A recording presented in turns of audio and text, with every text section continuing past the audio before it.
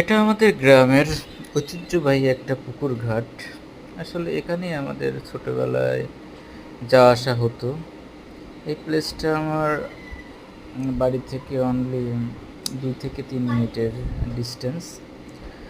আর এখানে বাচ্চারা আসলে তারা মার্বেল খেলতেছে। এটা সেই আমার ছোটবেলার কথা মনে পড়ে গেল।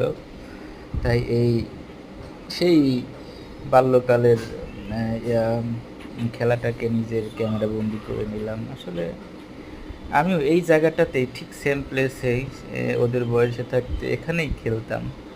সো ওদের দেখে আমার সেটাই মনে হলো যে আগে আমি এই খেলাটাই খেলছিলাম।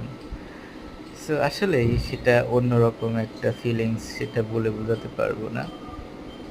আমি ওদের দেখে সত্যি আবেগ উৎফুল্ল অ্যান্ড তারা যেভাবে খেলছে ঠিক সেম জিনিসটাই আমি খেলতাম।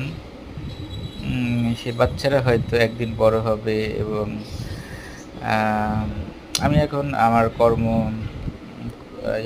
জবের জন্য কিংবা আল্লাহর রিজিকের জন্য গ্রাম ছেড়ে ঢাকাতে থাকি। সেম আমিও দোয়া করি আমাদের গ্রামের প্রত্যেকটা ছোট, ছোট ছেলেমেয়েরা ডেভেলপ হোক এবং তারাও তাদের জব এবং কর্মব্যস্ততার জন্য বাইরে থাকুক এবং ইনশাআল্লাহ তারাও তাদের লাইফে ভালো কিছু করবে। এবং আমাদের পাশেই এই পুকুরের পাশেই দেখেন একটা এখন নতুন বর্ষাকাল আসছে। বর্ষার পানিতে বর্ষার পানিতে একটু হয়ে গেছে।